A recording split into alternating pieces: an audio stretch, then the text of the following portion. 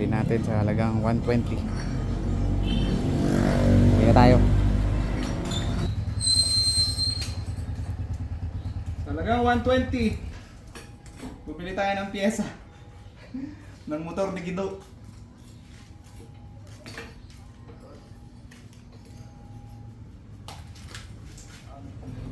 Nakakuha tayo ng stand kasi kailangan naka-stand yun, naka-level para masilip natin kung pantay yung gagawin nating pag-align doon.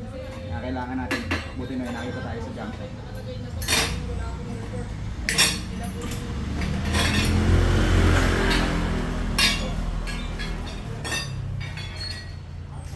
Ito, dito natin lalagay.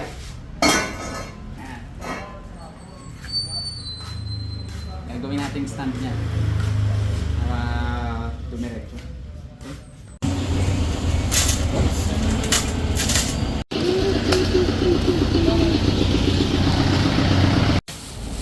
Ito naman flat bar na bili ko sa halagang 48 pesos.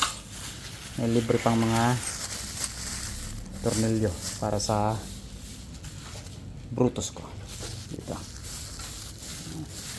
Okay. Ito yung gagawin nating stand ng ano, i-align natin. Gawin natin.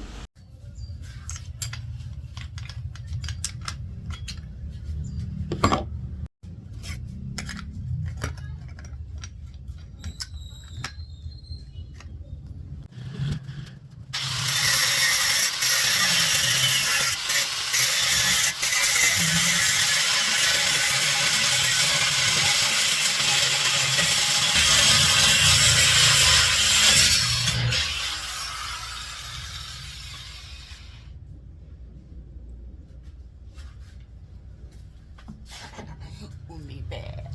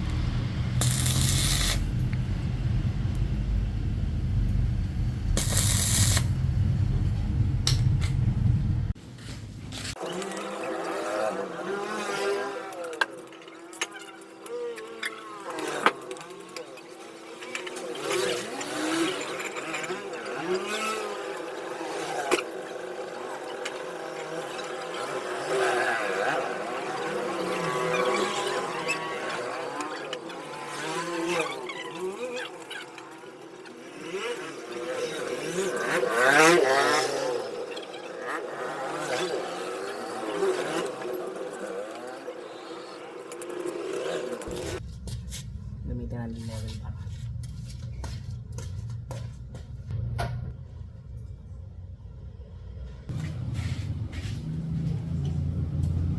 gamitin natin ng level.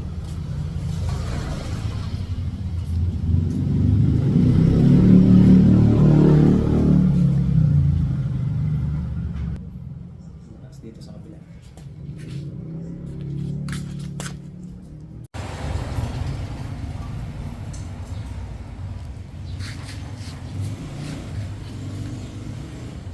Level na.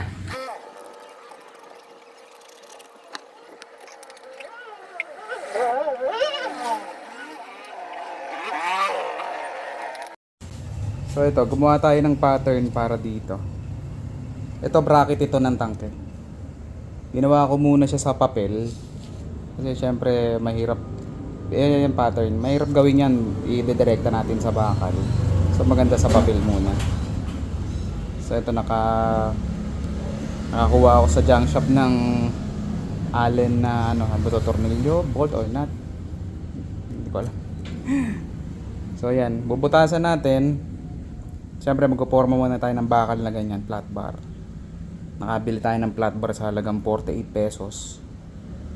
Tapos kokorting natin ganyan, bubutasan natin dito para sa mounting ng tangke. Tapos mamaya na natin i-shape kung para mapaganda. Okay?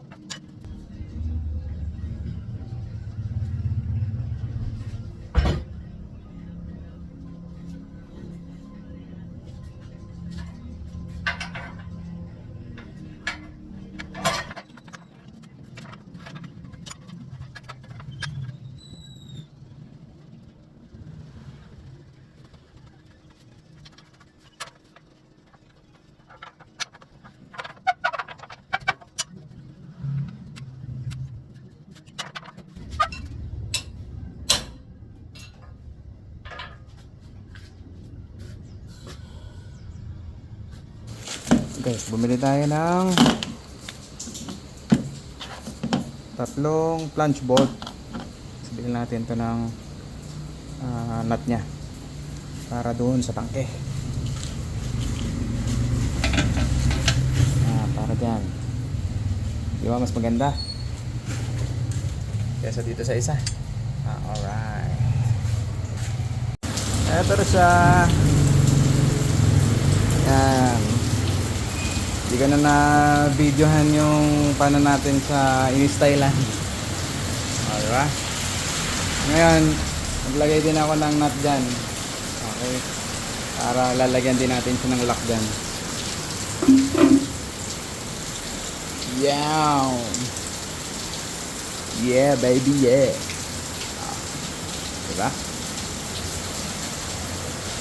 Alright. Kunin natin to.